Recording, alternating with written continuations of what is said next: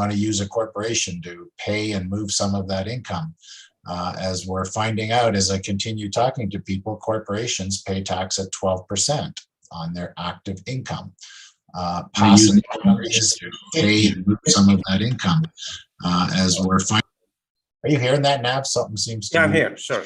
streaming here. But anyway, so again, understanding not only your tax bracket, but understanding a corporate tax bracket. A lot of us have corporations, whether we're real estate agents or not, anybody can have a corporation. It's just that the real estate industry now is allowed to flow their income through a PREC, and that's a very important concept to understand. If your income can flow through a conduit like a corporation and start with the preferential tax bracket of 12%, that's a great thing. And from there, we have to distribute that money, either we leave it in the corp or through family members, we can pull it out at a much lower tax rate. So anyway, those are things that if we're going to be deploying those strategies, in most cases, we need to write those checks by the end of December.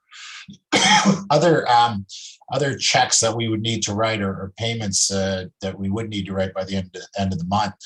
Charitables, those of us that are charitable, if we want to use charitable donations for our current year tax return, we have to write those checks by the end of the month. And there's actually significant tax savings that happen when we contribute to a charity.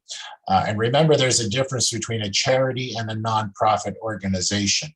A nonprofit organization cannot issue charitable receipts. A nonprofit organization can receive money and people can contribute to nonprofit organizations for the cause that they're having, but they cannot issue a donation receipt. Only a charitable donation can issue a charitable receipt. Other things that we do by the end of the year, we certainly at this time of year, we do a lot of what I call RSP meltdowns. And that's kind of my own preference. I'm someone that's not the biggest fan of RSPs. So with a lot of clients, and not just elderly clients, we have clients in our 30s and 40s that we're pulling out money out of the RSPs. And we do that if we can pull the money out of the RSP at 20% tax bracket. Again, go back to the tax brackets I just mentioned, 20%, 30%, 40%, 50%.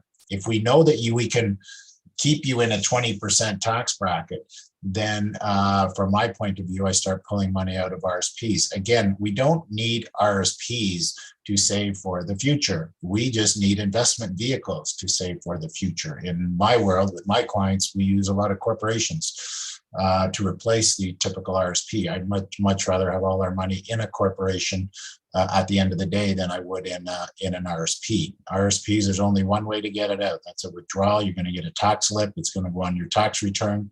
And at the end of the day, upon your eventual demise, you may very well pay up to 50% of that money in an RSP. So I'm not a big fan of those things. So in December is a big month for us to look at all our clients and determine whether we should be pulling money out of RSPs. Also, on a more defined, a specified year-end tax planning, because we do a lot of real estate investing, and because it's a blessing to be talking to a lot of NAV's group, and most of us, if not all of us, are real estate investors. So there's stuff that we specifically need to do as real estate investors. In my opinion, as we get closer to December 31st and into next tax season. Lots of us own rental properties. I know Nav is a lover of fix and flips, as I am, as many people are, and it's just incredible the people I've met in Nav's network that have benefited from his fix and flip strategies and the money they have made. But we make that money, and now we got to deal with the tax man. And if we're doing that in a corporation, as I mentioned before, we have the 12% active tax rate in a corporation, but we also have the 50% passive income tax rate in a corporation. We have to understand the difference between the two and what it generates. At this time of year, we look at a lot of clients with rental properties, and I always want people to understand what I mean when I say net rental income. It's a very simple concept. We own a rental property, we collect rent, we expend our expenses, and we have income. And that money is, I call it net rental income. that has to go somewhere. It has to go on a tax return. It either has to go on your personal tax return, again at 20, 30, 40, or 50% tax bracket, or we can be creative and try to move that into a corporation to earn the 12% corporate tax rate. So again, a great time to take inventory, better understand what net rental income is, and how we can maneuver that around in your tax structures to save tax. Those of you that own properties, you have the ability to claim depreciation. In the tax world, we call that capital cost allowance. I'm somebody that really doesn't like claiming depreciation. It's not really a tax saving, it's a tax deferral. We're just deferring it into the future, and kind of too many times it comes back to bite us. So I'm not saying I never claim depreciation or capital cost allowance, but it's certainly not an automatic. And it's just just another tool that we use to plan around what we do with our rental property and what we do with our net rental income. Again, corporations allow us to, in most cases, save an awful lot of money when we're planning around the tax implications of the money that we're earning. Timing of sales. People might be in a position to sell. Okay, you might be selling a property, and very common question I get asked, how do I reduce my capital gains? I'm selling a property, and that's a very common question. And the whole calculation of a capital gain is your proceeds of disposition minus your outlays, which is in most cases are the real estate commissions and the legal fees, and then we take your adjusted cost base, and then we reduce that, and we figure out what your capital gain is. So if you have a capital gain, how do you reduce it? Well, one way is we can take a vendor take back. If we hold back a mortgage, we can actually defer our capital gain for up to 5 years. There are minimum amounts that we have to take in each year, but there is an ability to defer. So when you look at, do I sell? How do I structure it? Keep in mind that deferring that capital gain over a number of years is going to save you money, especially back again. I go to my tax brackets. If you're going to be in a lower tax bracket in future years, and it starts to make an awful lot of sense. If you're selling something, and if you also have to understand what tax loss selling is, and tax loss selling would be if you had a stock portfolio. Okay, so you have a rental property, you're thinking of selling it, you're going to be incurring a capital gain. But over here, we have a stock portfolio, and let's just say some of those stocks haven't done so well. We can sell some of those stocks to create a capital loss, which we can use to offset the capital gain on our real estate. And there's lots of times when I talk to clients that they didn't realize this, and we look into their stock portfolios, and lo and behold, we have some tax losses there that we can crystallize by selling the stock and use against the capital gain. Many times I've had those situations where the client goes, well, I still think that stock is a good stock. I don't know if I really want to sell it. So that's what these tax stop loss rules are, which says if you sell a stock and you're trying to claim that capital loss against a capital gain, you cannot rebuy the stock back within 30-day period. So if you have a stock that you are losing money on, but you like it, we can sell it, keep it for 30 days, and then rebuy it again, and we can now use that loss against our capital gain. So anyway, lots of just planning around, but again, a lot of it just really relates to better understanding these types of income that you're earning and where it positions.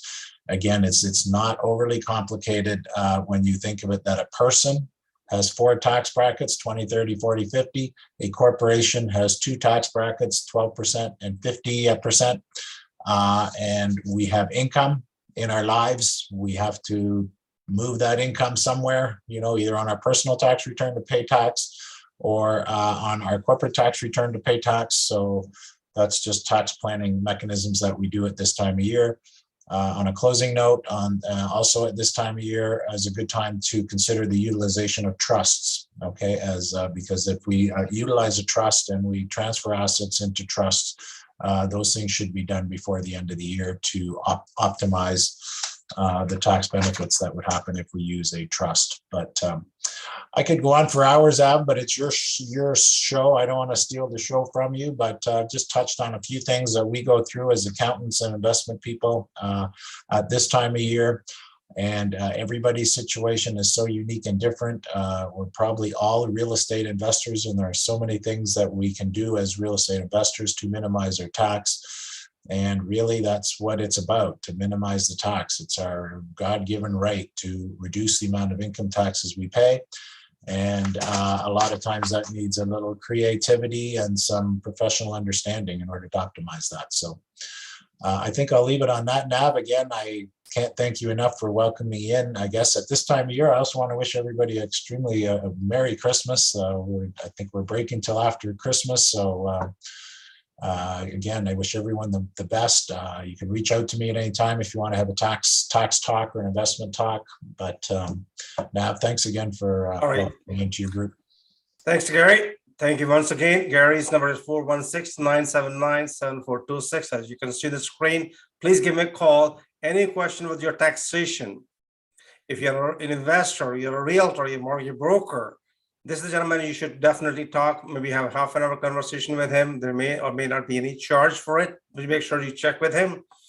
But I'd strongly recommend before you file taxes, taxes must be planned ahead of the time. It's not about when you file the tax return. That's something he can help you ahead of the time. And there are more than one way of deferring the capital gains. Be careful. Each word has a different meaning to it. I did not say avoid, I said defer the taxes. And when you go to professionals like him with such credibility, you will realize that, hey, I have made tons of mistakes in the past. I paid too much taxes. That's the reason we always request Gary to come in, even help one person every time, or help 1 or 10 people every meeting. That's a great thing going, my friend. And plus the knowledge and experience it brings it on, just incredible. I've been in business for many years, more than 40 years plus. And every time I listen more than once, twice, I sometimes record it and listen 3, 4 times. Even though he's a friend, but again, don't forget he's a professional. So I want to say sincerely thank you, Gary, and I'll look forward to see you next year. I believe you're gonna hang around till end of the meeting. Yeah, I'll hang around. And when he does, you're welcome to ask him any question. You can ask me a one-on-one question. You can ask a question altogether. Now, our friend Rory Sheehan is another friend of mine, another 5-time best winner of Reader's Choice. Unfortunately, he won't be able to be with us today. Just to let you know, I'm very proud of him. He's taking care of his mother. He's taking her to the hospital. And that's the way I like it. Hey, Rory, hey, we love you. We take care of you, my friend. We'll look forward to see you next year. So what is happening in Toronto? Is real estate is on fire. Now we got a brand new person. It's actually my sister, believe it or not. And when you look at her, you're gonna say, yeah, she looked like you. And we have been, I don't know, she has been my sister for God knows many years. As a matter of fact, during one of my difficult times, she was there with her family, her kids, and she came to Gurdwara, a Sikh temple, we call it. And she was there, and we have done a couple of events together. And she's going to kind of not enlighten us, but a lot more than that. Let me just give an introduction to her. Her name is Randy Goodman. She's a real estate broker, 9 times the first international best-selling author, international speaker, a publisher, 4th level CMA. What can I say about her? It's called dreamhomeswithrandy.com. Randy, are you here, my friend? Thank you, my brother. Oh, I'm sorry, my sister. Okay, all right, it's all yours. Thank you, my brother. All right. For a lovely introduction now and earlier, so thank you. And I'm really excited to be here. I've wanted to participate for a very long time, so I finally kicked myself in the butt and here I am. So thank you for having me. Am I allowed to share my screen? Yes, you can if you like to, sure. Okay. I actually put two things together, Okay, but let me close that. there you go. See which one. Okay, one is about stats that are, a little bit about what's going on today, and the other one is about different ways that you can find money. So Let's talk about the money first today. Depending on the time we have. okay, so I'll stick with one. Okay, I just wasn't sure which direction you wanted me to go in, so I'll do this one. So what's my story? What gives me the right to even talk to you guys besides having my broker license? Well, I have a past of running a manufacturing company. I'm a 4th level CMA. I ran a couple businesses through my married years and years of charity galas, love giving back, helping people, always did since I was a kid. And then, I separated many years ago, and I was like, hey, what am I going to do? I didn't want to do bookkeeping. Sorry, Jerry. I didn't want to do accounting. And I was like, I love business. I loved events, and I kind of fell into doing business to business events, and I did some real estate developers expos where I was lucky enough to meet Navtaj and build this incredible relationship with him. So I'm grateful for that. And just continued on. So kind of morphed into Toronto Women's Expo. We just celebrated our 10th anniversary, which was supposed to happen in March 2020. We got shut down, of course. And here we are today. I've also become a publisher over the years. So many things going on. But really, to sum it up, I'm the collaboration of my experiences and seek out others who share a genuine care and giving to others. It gives me what I coined mental income, not rental, but mental with an M. And that's why I started producing events 13 years ago for entrepreneurs to connect, to share tools and resources, and to grow personally and professionally. I've been investing in real estate for over 30 years. I was told to become a realtor practically that entire time. And, when you're ready to hear something, you hear it. Otherwise, you kind of poo-poo it at the time. So one day it hit me a few years ago, probably because the rules were changing, but it was something a friend said to me. I don't even remember what he said, but it just clicked, and now is the time to do it. So I took the course to become a broker. And the fun part is, besides all the huge academic books that you had to go through, was also going to school with my youngest son, who took the course with me. So that was tons of fun. And so I'm also a publisher. So I'm an event producer and a publisher. As Navtaj says, I'm a 9-time #1 best-selling author. And I think the only close to money-making story I've published was in The Secret to Wealth with Brian Tracy, where I think every single person in that book wrote about real estate, and I wrote about the 7 proven strategies to explode your business. Sorry, the 7 proven marketing strategies. So there's a whole bunch of ways to, and you know what, now if I'm going to go through the titles of these, because there's so many. sure. But if you guys want like deeper explanation, I'm always happy to connect one-on-one, but I won't go into the individual details because it's just too much info for this. But or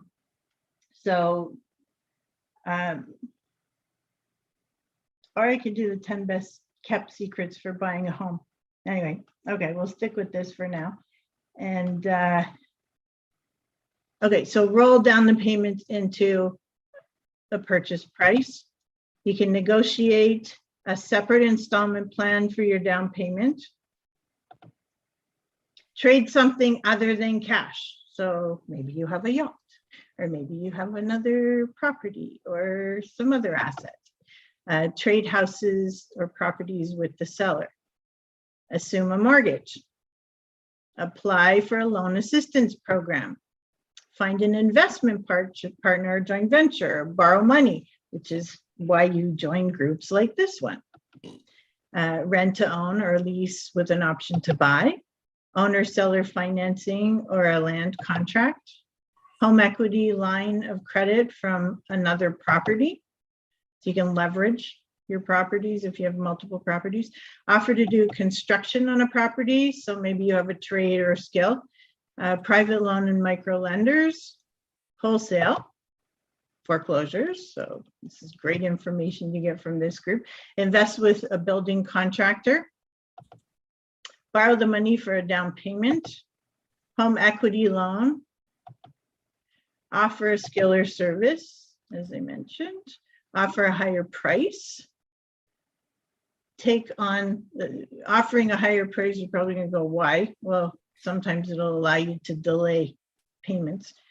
Take on the seller's debt. House hacking. The buy, rehab, rent, refinance, and repeat method by credit card, which I don't advise. So we'll stick to this one topic. I have lots of topics we can go through for other times. And if you guys want, I won't take up time here. So if you guys want details on each of those individual pieces, then let me know. Connect with me. I put my contact info in the chat, and I am more than happy to go through that with you guys. And if you have any questions about the market or what's happening, I'm always happy to chat with you about that as well. So thank you, Navtaj, for having me, and happy holidays and happy new year to everybody.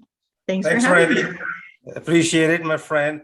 One more thing I like to add up on Randy's thing. There is something called, please, if you're not writing it down, write it down, forgivable down payment assistance. Mhm. If you are a Canadian first-time home buyer, there is assistance available, 5 to 10%, which you do not have to pay the money back ever. And every city have a program, by the way, where you can pick up the properties at a discounted price with a second mortgage interest-free for 15 years. 15 years of second mortgage interest-free. So this is very helpful for Canadians, especially for first-time home buyers. And they have some new programs available from time to time. And as some of you might know, that I have written several different books. One of the books I talk about always forgivable real estate grants. If you're finishing your basement, putting up another family unit, or you're putting up even laneway housing, the city is giving you about 50 grants for free. And again, these things are quite helpful for a lot of Canadians to get in, and it's important that you take full advantage of it.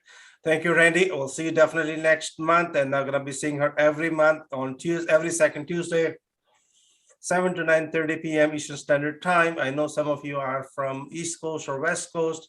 I am sure you could figure it out, the timing. And now I want to bring the next person I'd like to bring it in is my brother from another mother. I'm here, sir. Okay, just give me 1 second. I think David Grossman. I'm here, brother. All right, You sir. see me? Thank you. You are my brother too, sir. Thank you. Yeah, we got a lot of brothers and sisters. All right, sir. David Grossman, are you here on the line, sir? Yeah, can you hear me? We can hear you loud and clear. Are you driving? No, I'm not driving, but Can't see you. you know, I'm scrambling a little because I'm going to Mexico tomorrow morning. Oh, okay. So just trying to tie up some loose ends. So I haven't done any research, but you know, I wouldn't miss an opportunity to meet with you and your great network. So if there's any questions, I will certainly do whatever I can to answer. All right. I got a question for you then. Sure. I'm gonna ask simple questions, and I think. So did the Bank of Canada change the borrower's mind on variable rates?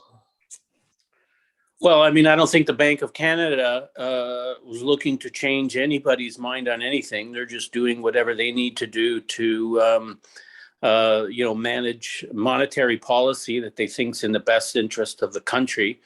At least that's the, idea anyhow. Has movement in fixed rates cause people to start thinking differently, and talk about what's going to be happening with variable rates. As far as I know, the talk is still the same. The prime rate is expected to go up. The overnight rate is expected to go up next year, which is not that far off. We could start seeing increases in variable rates. There has been a bit of a squeeze on the spread. The spread from the prime rate is getting squeezed a bit. We were getting people money from the banks at as low as 1.35. We always have lenders who have insured mortgages at very, very low rates, even as low as 0.99% for a 3-year variable.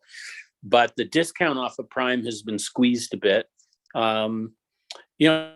So it really depends, Navtej, I think, on somebody's personal risk profile.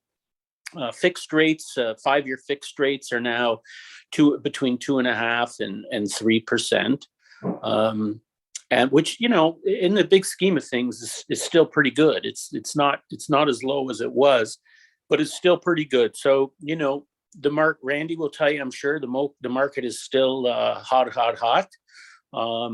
People are buying like crazy. Low rates are definitely a factor in that, I'm sure.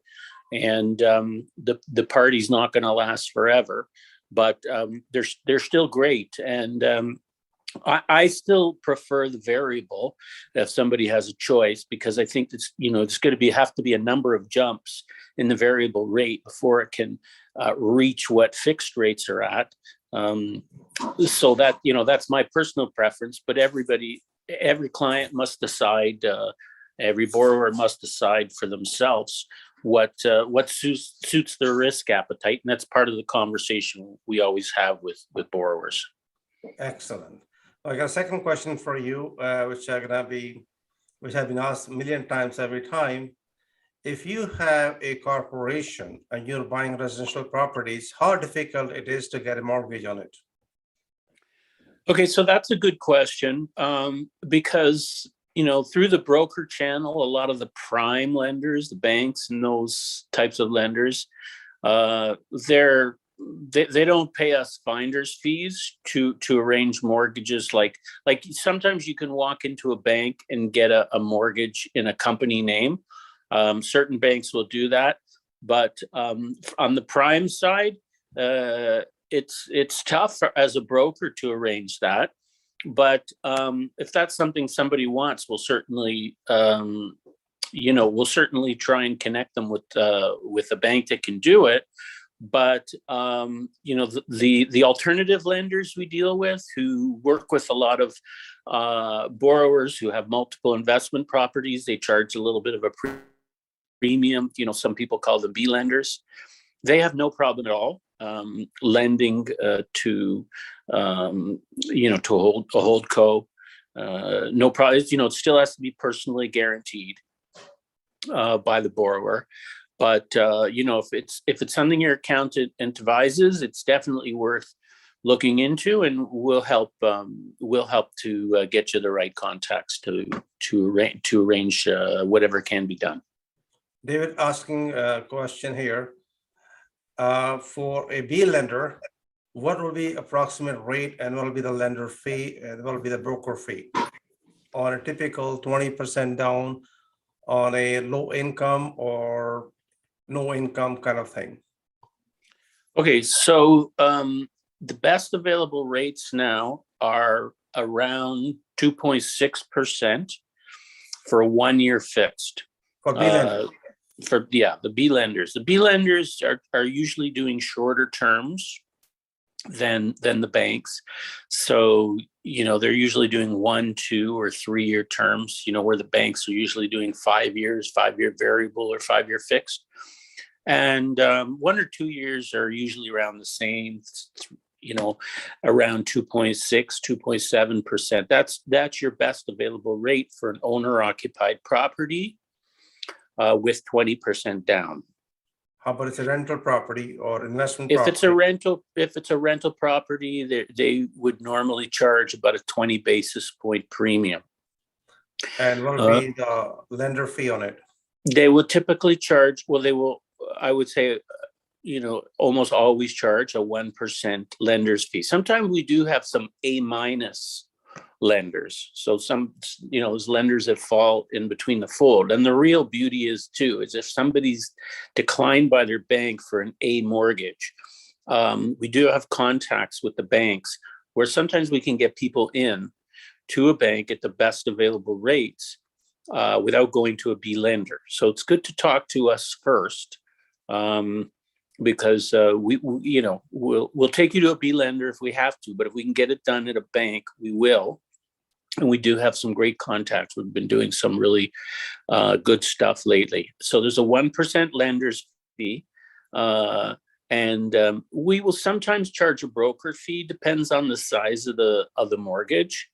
So there's usually some broker fee. It could be a half a point up to a point, but I've done it. So sometimes for a decent sized mortgage for a repeat client, I've done it before with no broker fee. It depends on how difficult the file is to arrange, how much work is involved, but I always do the very best that I can for our clients, and especially for people in your network, Navtaj. Okay, one more question, further question. If we have to arrange the financing from a private lender instead of B lender, what do you think a normal private lender will charge for first mortgage with 80%, 20% down with a bit of difficulty of showing all the papers, and 1 year lender fee plus broker fee, and again, money coming from a private lender or mortgage investment corporation? Sure. So you're probably looking at a rate of about 7 or 8% for a first mortgage to 80%. They're going to want to know what's your credit like and some things about the situation. Where's the property? But you're usually looking at about 7 to 8% rate, but there's also going to be fees. Mm-hmm. You could be looking at a broker fee between 1 and 2%, sometimes more. Sorry, I should say that's the lender fee. And the broker fee, it depends on, we're not paid by the lenders on a private mortgage. So we do need to charge a broker fee, and the broker fee can be anywhere also, I would say, from 1 to 3%, depends on the size of the mortgage and how difficult it is to arrange. Okay. All right. Thank you once again. Thank you very much, because these are the 3 things people want to know. Given a choice, when people are buying properties, if they can go to bank, B lender is the second best choice. Private lender is not the choice, but sometimes you end up with it, or you're going to end up with the hard money lenders. Again, be aware of it, because before you jump into private lender, one should definitely look into B lender, and David Grossman can definitely help you out. And he can give you advice, say, listen, this mortgage I can put through either the bank or B lender, or I have a third option or fourth option, could be hard money lender. So he can evaluate for you instead of you jumping on a conclusion. I would prefer that you go to somebody like David Grossman, let the professional do their magic, and you'll be shocked, because David has been able to help me a bunch of very, very difficult mortgages, and just unbelievable. And that's why, I don't know why he came this name with rockyourmortgage.ca. He does rock, by the way. And he's a great musician, by the way. And one of these days, I'm going to get Gary and David to play some music for us. They're going to bring their guitar, and hopefully one of these days, we're going to have live music right here. Yeah, maybe we'll do it in person one day too. I don't know about that party yet, because of the COVID numbers that are going up, and it's a bit harder and harder in Toronto to find a meeting place. And if you have a business, it's a liability issue. Okay, so, well, whatever it is, online, we're always ready to rock your mortgage. And, Jerry's one of the world-class drummer too. Excellent. So we'll be happy to play some music for you. All right. Thanks, thanks, my friend. Thanks very much, everybody. Great trip to Mexico. Thanks a lot. Much appreciated. All the best. Appreciate it. Bye-bye. So now I'm going to move into the next one. Next one, we are moving into something what we need to ask a question. Tony, sorry, this guy's here. Where we done with the. So question, who wants to buy low risk, high reward instant profit properties in Canada? Anybody interested? Please put in the chat. We'll answer it for you. Who wants to buy? Jackson, raise the hand, please. Jackson, wait until we start, or you can put the question in the chat. That'll be greatly appreciated. We're going to move into our legal disclaimer. It's illegal to operate as a broker or real estate, mortgages, or securities unless you are appropriate license. It may be illegal to charge a finder fee or a commission or a referral fee unless you hold the appropriate license. What is perfectly legal is to buy a property and sell a property. It's also legal to assign or flip a contract you obtain for the purchase of real estate property for a price. You may also charge a price for assignment fee. You're right under option to buy real estate. Please make sure you get a legal advice before, not after. Please get your legal advice before, never ever after though. It's important that you do that. Otherwise, you may gonna find yourself not in a good situation. Another disclaimer, all the information we provide is general information only. We do not guarantee any accuracy. Please make sure you get advice in writing. We are not responsible. Everybody have their own personal opinion though. So here is something precious privilege to be alive, especially this time when you rise in the morning. Think of what a precious privilege we have to be alive and we're able to breathe. Think and enjoy it and to love this beautiful life. So, would you like to give a gift of success that spark the solutions, strategies, and investing in real estate successfully? If you'd like to give a gift to somebody, whether you want to ask them to join the apprenticeship or coaching or monthly meetings, that'll be a beautiful gift. You can give it to your friend or family. Just thought about since we are in the month of giving though. It's important we do that. So this thing, I always like to bring it in just to show a little bit of gratitude, not in hospital, not in jail, not in grave. Take five seconds to say, thank you, good Lord, for today. If you believe in good Lord, great. If you don't, just say creator, whoever you believe, we respect you all. And we love you all at the same time.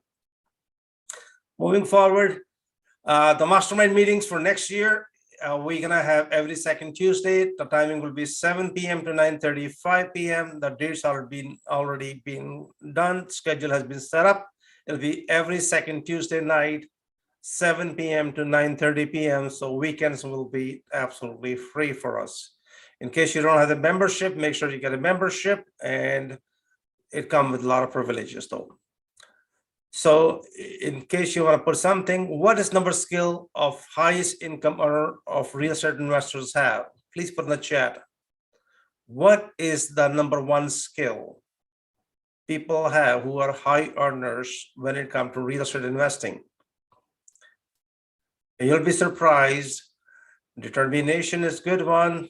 Yes, networking is excellent. Creativity is great. And people will have different ideas, thoughts. People's skill, very important, excellent point. Listening is very, very important. Absolute information, yes, absolutely. Buying deeply discounted properties, having connections. Who do you know? What do you know? You don't dig your well when you're thirsty. You start making connections ahead of the time. And high income earners have several different strategies. They're people's person. Definitely, they like to connect with other people, and relationship is very important. Absolutely, honesty is extremely important. Guidance, yes. Coaching, guidance, mentoring, yes. Somebody in the trenches with you when you're in trouble. And all due diligence, the more you know, the more you will find it becomes much, much easier, by the way. Number thing we all talk about, ikigai. Make sure whatever you're doing, is that what you love? Is that you're really good at it? Is the work needs it? Are you getting paid for it? This is the word I love, ikagai, by the way. First, find what you're the most passionate about. If you're passionate about real estate, then this is your ikagai, by the way. It's very important Japanese way of living. This is how the people live forever. So now we're going to talk about what is happening. What is going to happen in 2022? What is the federal government is doing? What the provincial government is doing? What municipal government is doing? Are they going to put some stop? Are we going to go crazy as well as we have from last few years in real estate? And one of the biggest factor, people are not aware of it. Biggest factor which can crash the market overnight. There are several different factors. So I'm going to be sharing with you in a second. Take a deep breath and let it go. What a relief. Why is that? All information we get is from different things. What are we can expect in 2022? Interest rate, residential resale, commercial retail, office conversions, short-term rentals, boom burst or normal market, buying backyard, federal government, provincial, municipal, speculation tax. Everything is on the table. So this is the good news. What's the good news? Just give me 1 second, please. Thank you. Okay, if I can put it here.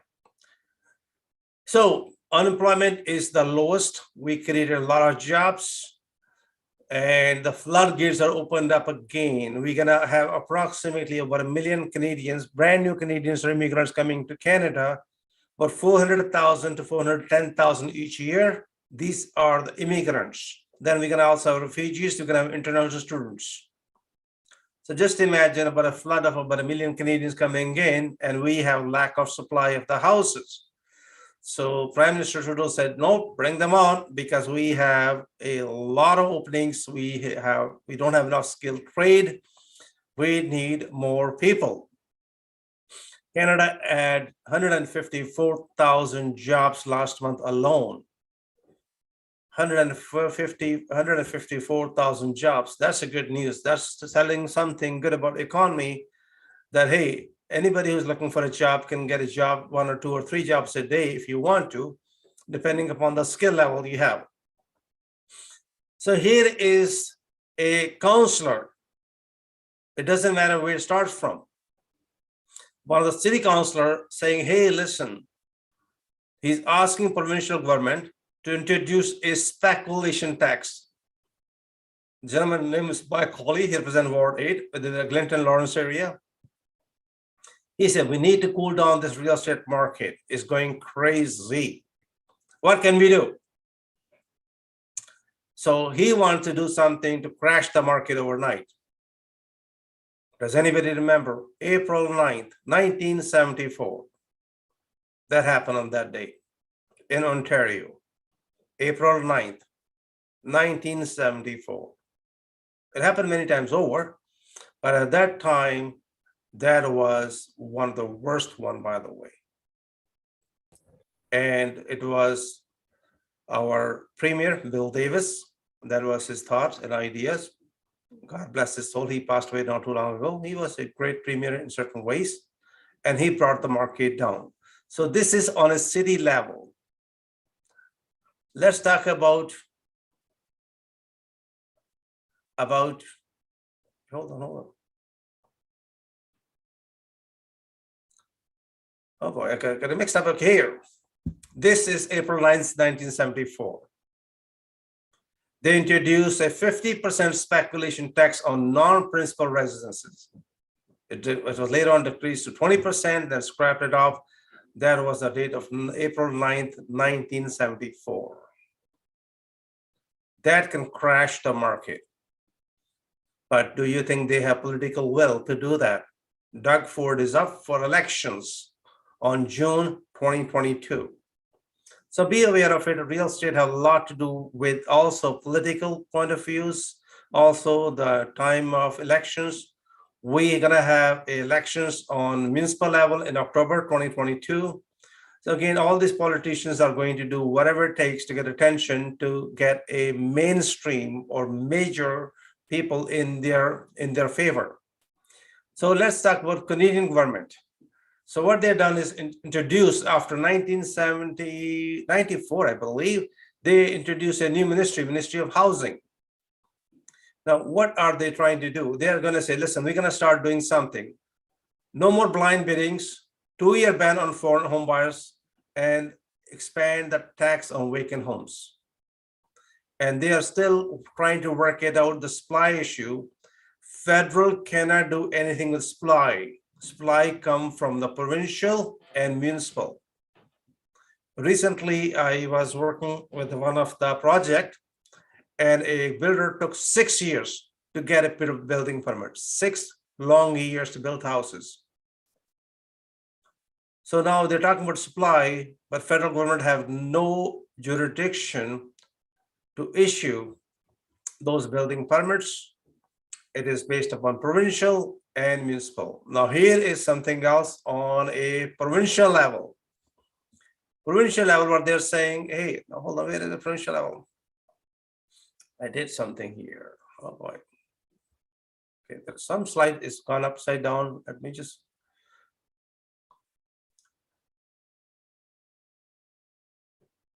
Okay, hold on. The Doug Ford have introduced and created a new team for 10 people, or 6 of them are developers. And what they're doing is Doug Ford is saying, hey, he went to 29 different municipalities, issue the damn building permit. He want to increase because a lot of his backers are land developers. And this is going to affect what is happening to our market in Canada, or what's going to happen here. So this is one of the gentlemen I mentioned to a couple of people that he bought 53 acres of land in Vaughan for $513 million. By the way, this gentleman, some of you might know of him, Mitchell Goldhar. He's a Canadian legend. A legend when it comes to all the smart centers, by the way. He's the one who's responsible for majority of the Walmart leases. Incredible person though. So what is happening? The average house price is up by 50% compared to last year.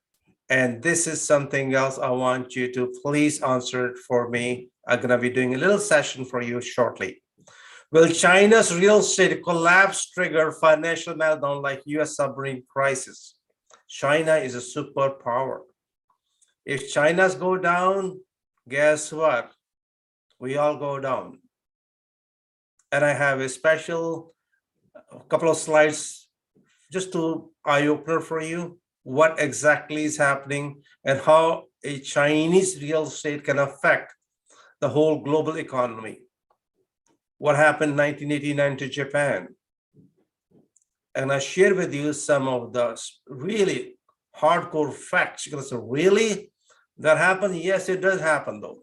So anybody like to put something on the chat box? Do you think it's gonna help, or it's gonna help create a trouble for Canadian real estate in case Chinese real estate collapse?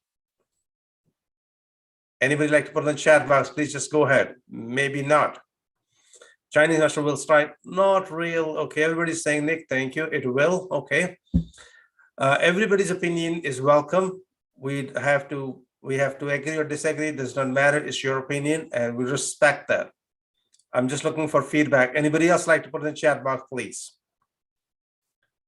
Well, Chinese, snowball effect. Okay, it will. Okay, thank you. One more, please. Anybody like to have a little say about it? Nope. I think Ripple will reach. Okay, everybody has opinion. Ripple will reach. Thank you. Appreciate it. Maybe not. Okay. We'll talk a little bit more about it as we go along though.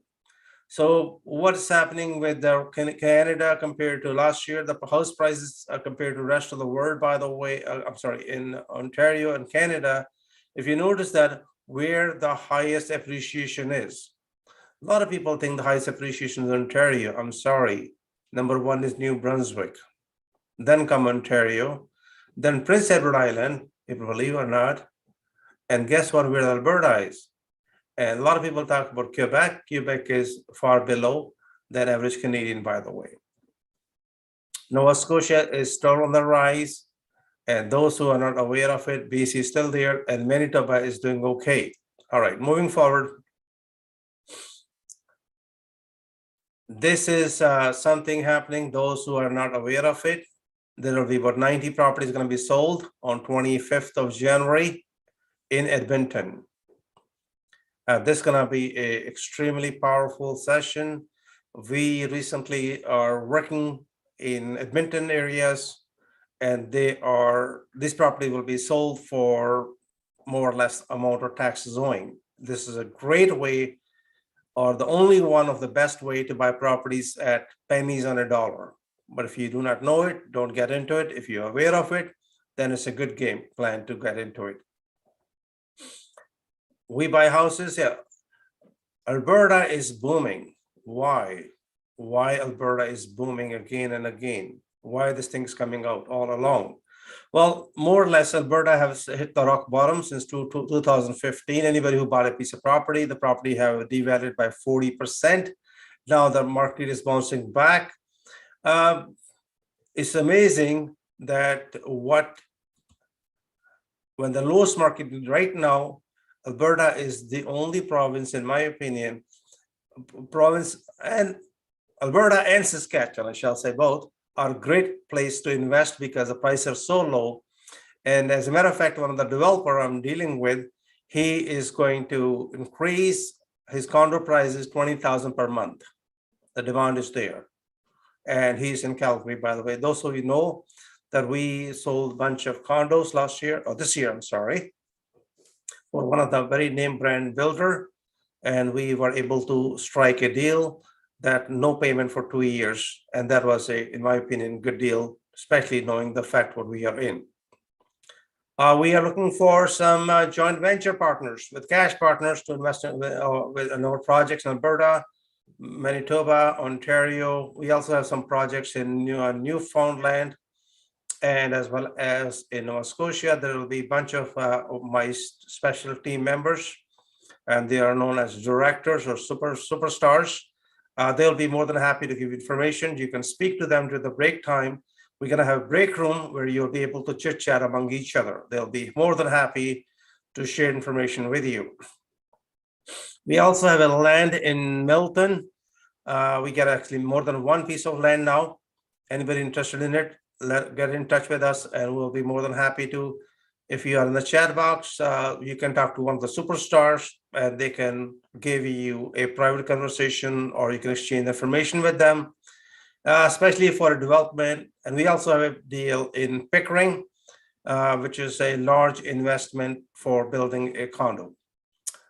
Facing eviction, this is going to happen, by the way. A lot of them, about 2 million Canadians are 2 million Canadian homeowners could be.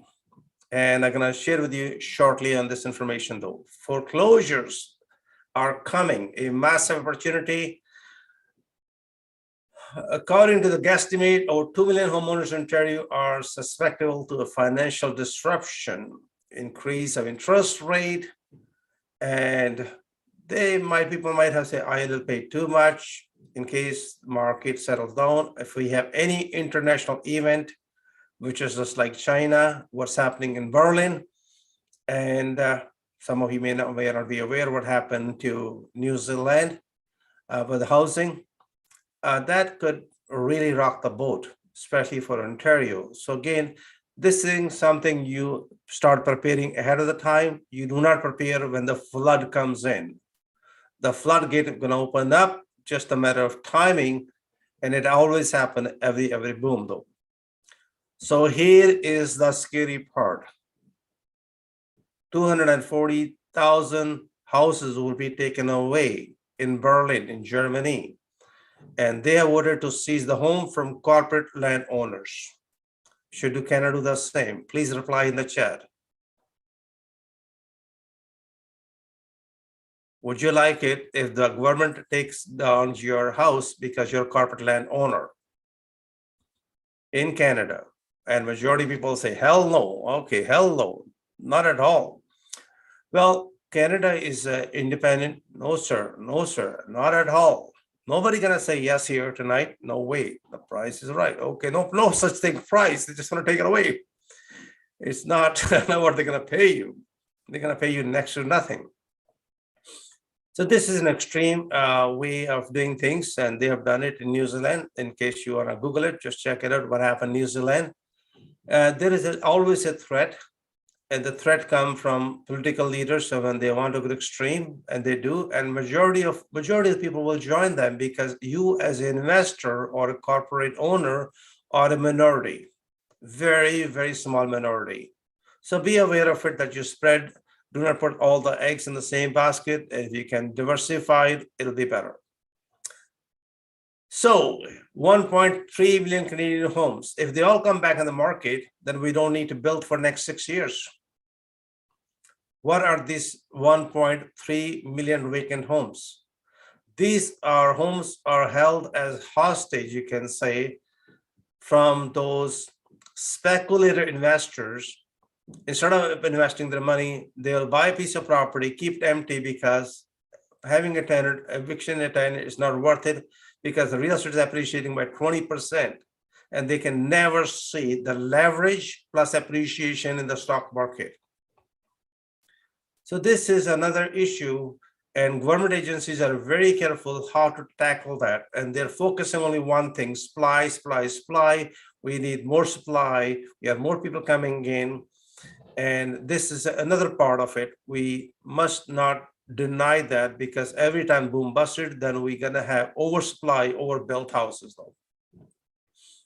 How about $11 million for this little house or 2-bedroom bungalow? $11 million. But this house have 10 acres land with it, possibly for the development, then it makes sense. Everybody raised the eyebrow. Why $11 million for this house? Hey, 10 acre come with it. You know what is the going rate for 1 acre per land for residential development? Then it still makes sense. 10 million bucks, $11 million. Based upon the current market value, this property is overpriced by $2 million. But what is $2 million in this market? This market is on fire. I'm sure somebody's going to grab this piece of property for $11 million. And I'm going to share something else with you. It's a little bit shocking here about this one here. Vacant piece of land, 8 inches long, $50,000 in Toronto. Only 8 inches frontage, not a foot. 0.72 feet by 105 feet. For 50 grand, they got 3 offers already on the deal. Interesting stuff, interesting times. As a matter of fact, this property was bought in 2013 under tax lien for $5,000. Some people had a $5,000, yeah, I'll buy this property. And one day a developer will come along, he's gonna need my land to develop it, then I can ask whatever I want. Again, opportunities arise everywhere. These are the rare type of opportunities where you can say, I own the smallest piece of property in Canada. Bragging rights. You can put a sign on it. Not too sure if anybody's gonna see it, but again, hey, people are creative though. This is another haunted house. I love them. This piece of property got bought for 16 million. And now they're asking 26 million for it. Is that a good deal? Is Kingaroy Station on Canada Line asking $26 million? In my opinion, it's a great, great deal, even for a developer, even though somebody's gonna make $10 million. Again, the application has been approved by the rezoning application to build 6-story rental building. So just imagine you're gonna build 6-story rental building. Your cost of land is 26 million. What kind of rent you will be charging to the tenants? Okay, and this land is not huge, by the way, but it is the location. By the way, in Toronto, people are asking $1 million per door for rental properties now, $1 million per door. And the rent is only like $1,500 or $2,000 a month. and they want $1 million per door. Yike. Okay, here is some great news. We have a lot of fellow Canadians who are very, very kind and gentle. This lovely lady came from Holland, lived in this house for 55 years. After she retired, she decided what's she gonna do? She's gonna donate her house. Does she deserve something special from all of us? What does she deserve? Please put in the chat box. Her name is Lydia Trump, not Trump, T-R-O-M-P, by the way, different Trump. And she lived in the house for 55 years. She decided, no, this people belong to those people who have the land before. Anybody like to put something on it? Please do that. Applause, great, thank you. Beautiful, that's great. It's act of kindness, by the way. You know what? This is something. And now this thing is all over the news. It's good to know, hey, it's okay to help when we need to help each other. Great for her. Thank you, sir. Appreciate it. Power sale, a lot of people are going to be going through it. Last year, we helped a lot of people. This year, we helped a lot of people. We have helped many people. We help people in Alberta, BC. We are helping somebody in Nova Scotia as we speak. These people are facing foreclosures of power sales. We are available. It's not only myself. We have a team of many, many different people. This will be great. If anybody needs help, hey, just call me up and we'll be there. It doesn't matter which province you're in. Facing foreclosure, same thing. A lot of families are going to go through a very difficult time for the next 3 to 4 months. Not everybody is making money. Not everybody is going through situation changes. Hey, we don't want anybody to go homeless. And some of you guys can share that how far we will go to make sure nobody lose their house to the bank or the lender. We are hiring some acquisition and lead managers, by the way. If you're looking for a job, it is strictly based upon performance. You can give us a call. We'll be more than happy to give it to you. As we pay you around about $5,000 per lead, and that's how it goes. This is a special thing, eye-opener. Please pay attention to this. A vacant lot will be auctioned off. The location is 275 Forrestal Road in the heart of Sabadina Village. Its market value should be around $3.5 to $5 million. It'll be sold for $620. Anybody interested? I want to see in the chat. Anybody interested? Put in the chat. Okay. Anybody interested in this deal? Who said there's no such thing as pennies $100 deals? We have a lot of people who have done extremely well, and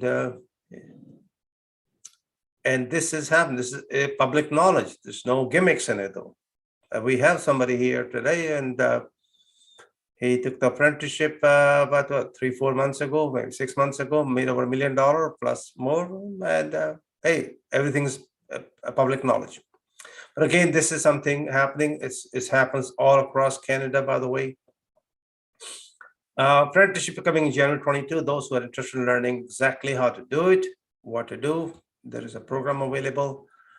2 magic words.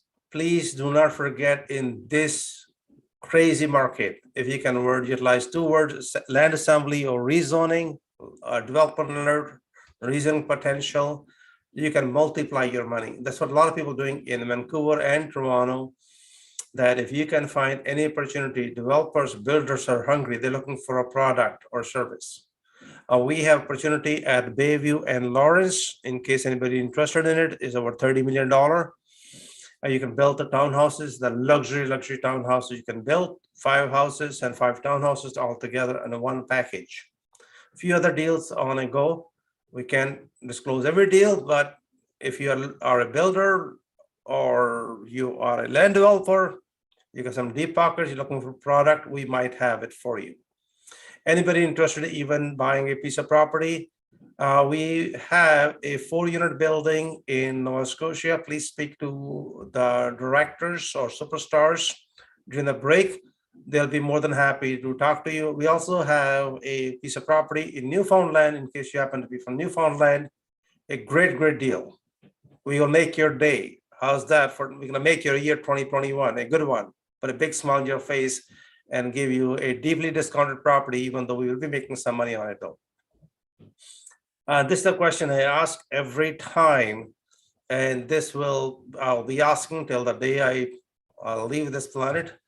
Should the Canadian government give a tax break or grant to investors who rehab properties? We are like a builders, but we are real estate rebuilders.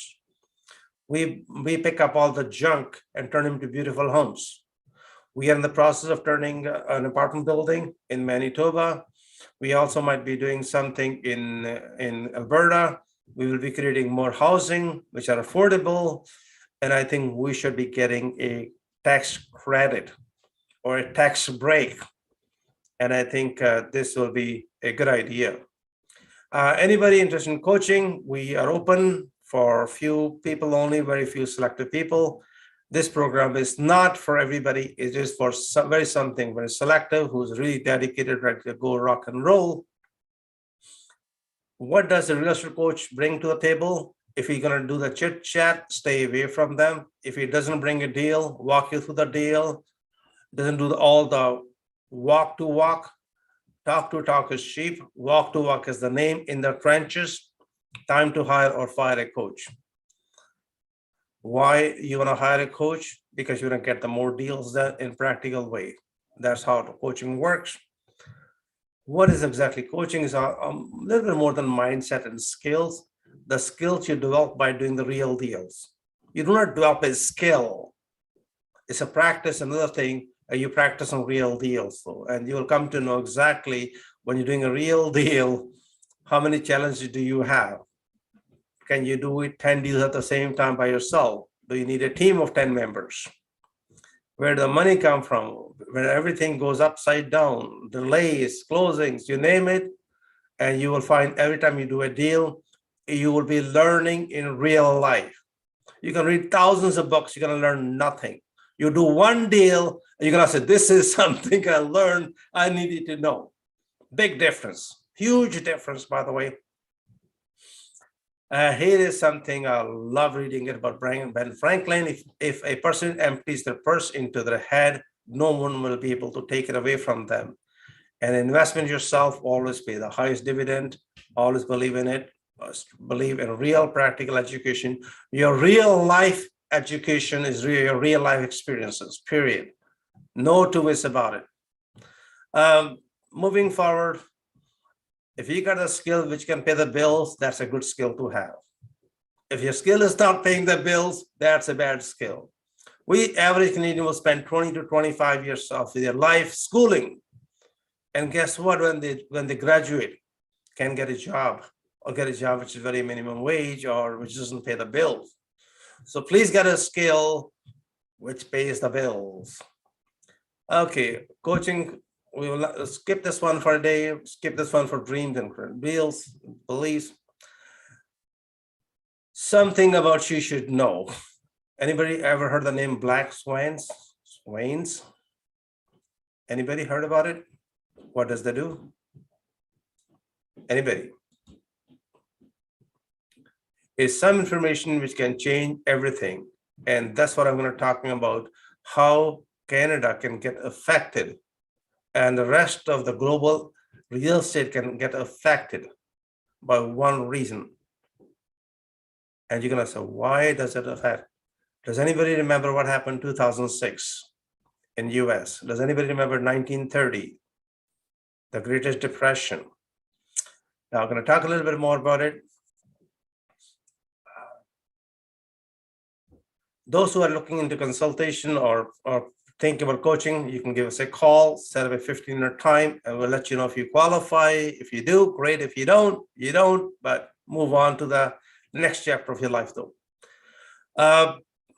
You can ask any question during the networking break time. By the way, there will be experts, there will be superstars in each room. They'll be more than happy to help you out. If you're thinking to put your RSP money, TFSA money, in a long-term safe environment, please talk to them. If you're looking for a deal, talk to them. And any information you need, they'll be more than happy. If you don't talk about apprenticeship, coaching, joining the club, they'll be more than happy to speak to you and share your real life experience though. Here is something you should know. These are a very critical point of our presentation. Something you should know. Why does it make it? This is going to make a huge difference regardless. What is it exactly? This is something we talk about it. Would you like to sell your backyard for $1 million? Backyard. Would you sell your backyard for $1 million in Toronto or Vancouver? This is a phenomena which gonna take for next 30 to 50 years in Toronto and Vancouver. And a couple of these directors here today or superstars will be more than happy if you want to participate in this type of a deal. They will be more than happy to do it. This is a deal about a 20 feet by 50 feet lot only for $1 million. It's in the back alley. Welcome to real estate. It's changing. It's not the same old anymore. This piece of property, if you look at this backyard, is listed for the market for $988, and it's simply a land only though. In case you are aware that winter is here, if the house is not properly warming up, there's something wrong. So you can get about $5,600 grant from the federal. You got to do the energy audit. The only way you can get this money if you are a principal residence. It is your principal residence. If you happen to be in Toronto or Edmonton, they have the different programs, and the program is called PACE, Property Assessed and Clean Energy Program, where they hand out you a bit more money. You don't need to spend your own money on it though. So here, in case you are buying a piece of property, this is very vicious, by the way. We have gone through this every time, and homeowners feel they are being ripped off.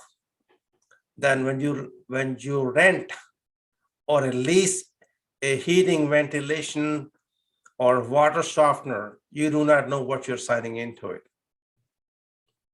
And there's a big frauds going on every time I speak to anybody. My heart breaks for it, but there's not much you can do. And how this thing works is they come in, they say, listen, you need a new furnace, new air conditioning, new water softener. We can in, you only have to pay X amount of money, but they put a lien against your property. When you want to discharge it, even that product service may be $2,500, they want $15,000 to $20,000 for it. That's daylight robbery. So please go to this website called OntarioHVACScam.com. Be aware of it. Every time you're buying a piece of property, be aware of Ontario HVAC Scam. And when these companies put a lien against your property, it becomes a nightmare. You cannot renew your mortgage, and the nightmare begins. And every time I bring it in, I haven't done this HVAC scam for a while now. I just thought I should share with you.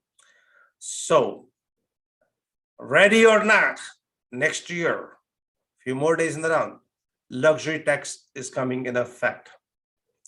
10%, 20% amount exceeding $100,000. Luxury tax is here. Government needs your money, and whether you like it or not, you have few more days. If you can avoid it, great. If not, you will be paying luxury taxes. This is not for basics, but again for luxuries.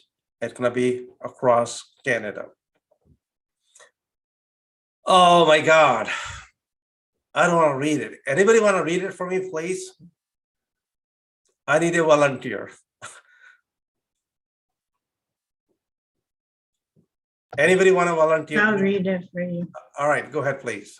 Okay, what do China real estate woes mean to Canada? Chinese developers are crashing around the world. Oceanside Chinese developer in San Francisco repossessed. Debt holder sees Oceanwide Center, which has been plagued by failed sales. 1.6 billion of ballooning costs, and more than 40 million of mechanics liens after two of the firm's subsidiaries missed payments on 321.5 million of notes. This can rock the boat on global level. You want to know a little bit more about it? Here's a little bit more about it. So here is something, I want to take you back in the history. A small land of Emperor Castle in Tokyo was worth more than all of California in 1989. You know how big is California is? And what were the prices in Tokyo? The Tokyo went down, Japan went down. And when the Japan went down in 89, it has not recovered so far. It has not recovered so far. What happened if this thing come from China? It can destroy our financial and real estate market across the globe. So you want to know a little bit more about it? Here we go. Evergrande have 4 million employees. Imagine, that's a real estate company. And they are offering properties for fire sale. Nobody wants those properties. They are defaulting. 1.5 million incomplete apartments. People paid for it, but they're not getting there. And now it can affect so many people across the universe. If you got a chance, Google the word Evergrande. Would it affect Canadian real estate? Absolutely. This is another superpower. When US went under in 2006 or 1930, we all suffered a great deal. So this is the black swan, which can rock the boat. Thank God it's a communist country. This is my personal opinion. This could create a ripple effect that can really crumble Canadian economy around the globe. Look around you very carefully, and whatever you have, where this came from? Is it made in China? Your computer, your laptop, your cell phone, all the car parts, half the stuff in your home? What product you have coming from there? If that economy collapse, even though it's huge, but this is a really, really red flag. Is anybody aware of it? Anybody like to put a little bit something in the chat? Please go ahead. Is anybody aware of it? Salesh, you like to express your opinion, and please speak on the, if you can. Sure. Yeah, it's I know in today's news, or sorry, this week's news, Evergrande defaulted on their second debt payment, so it's going to have the ripple effect, definitely, for sure. What do you think will affect the most, though?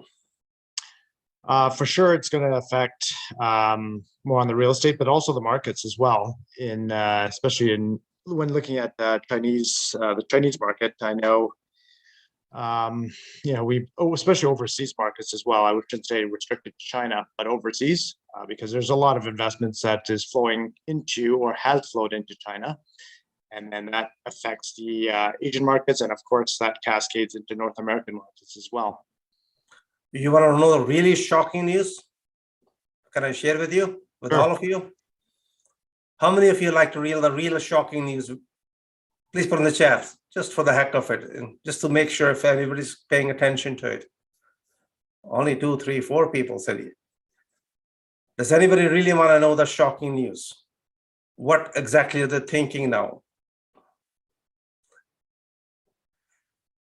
No, thank you. Hell yeah, okay. All right, yes, please. Okay, all right, great, great.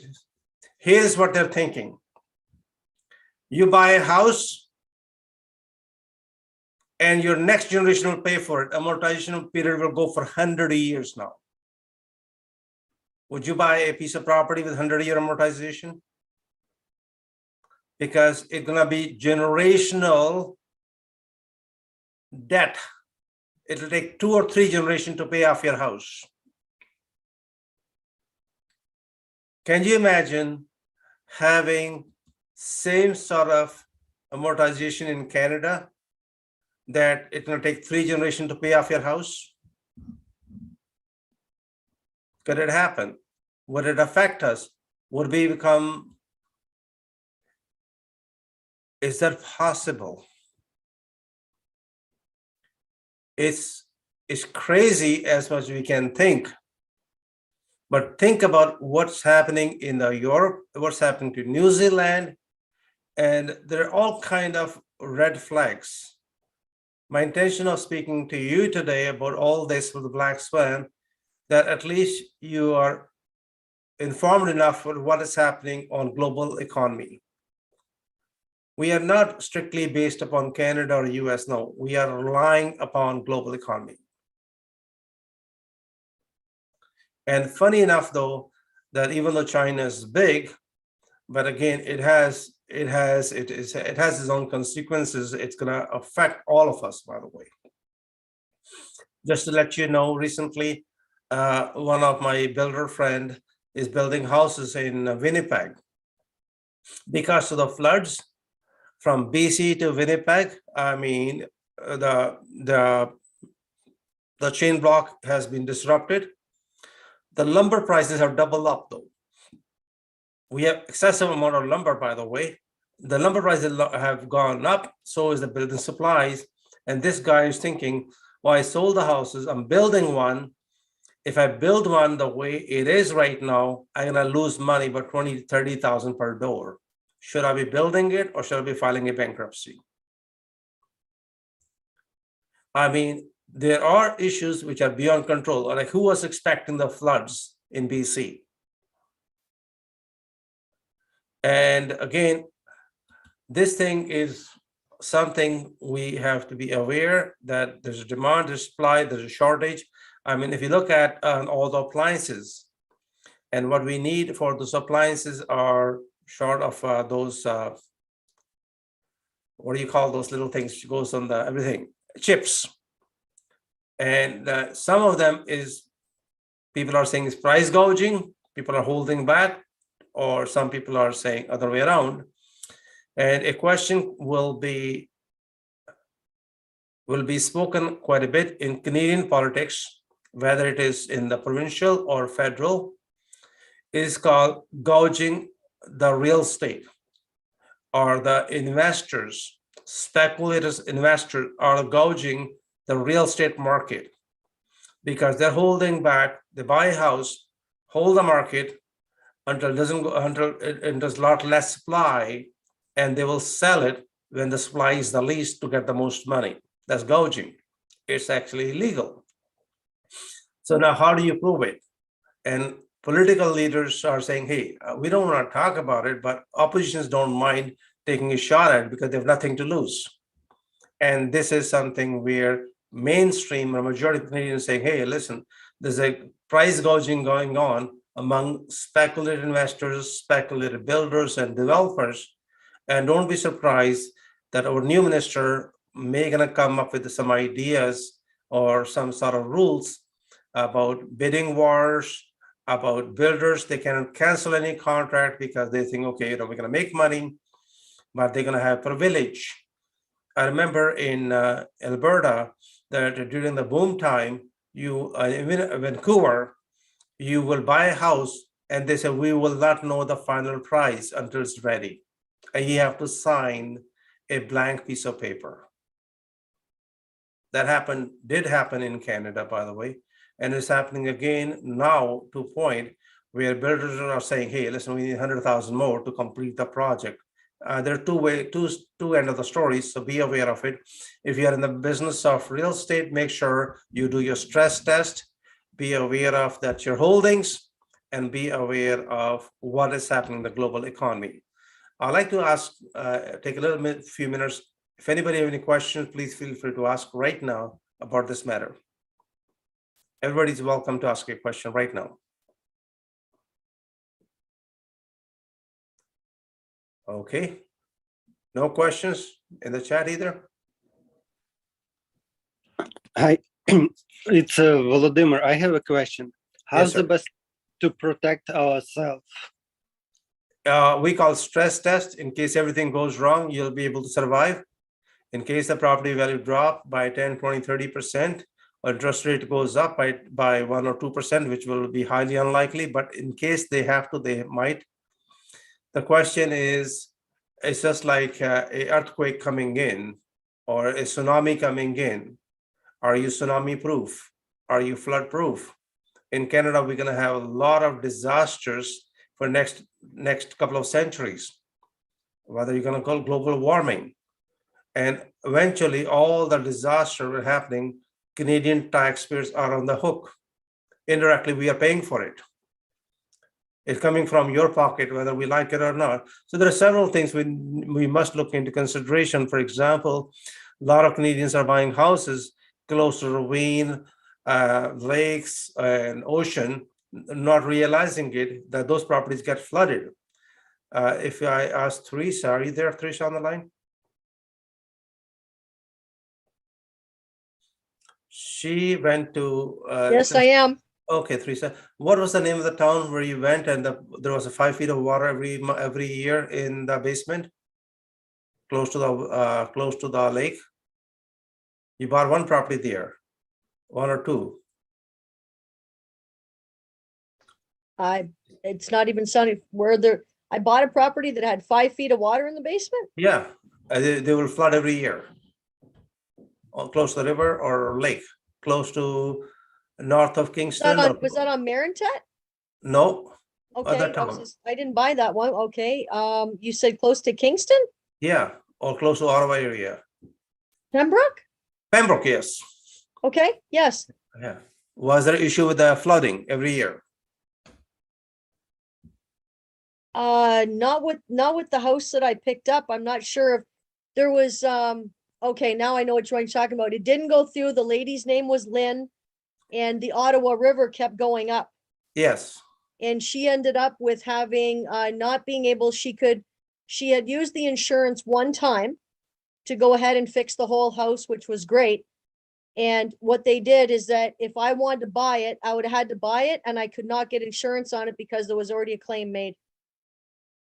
Okay. All right. Okay. That was Well, based this on the is Ottawa River. yeah. Yes. This is quite common, and just be aware of it.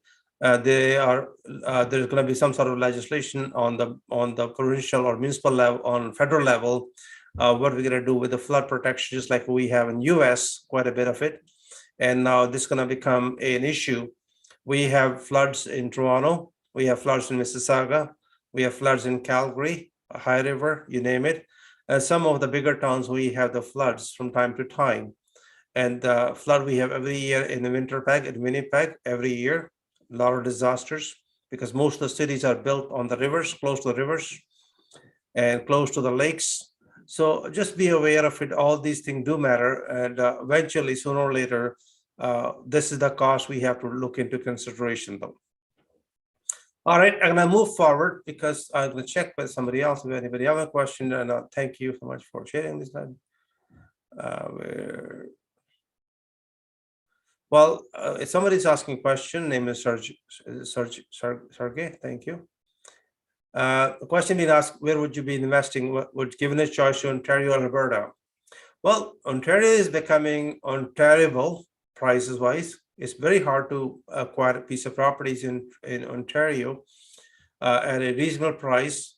Reason being simple, everything they come in, they get sold very fast, very quick.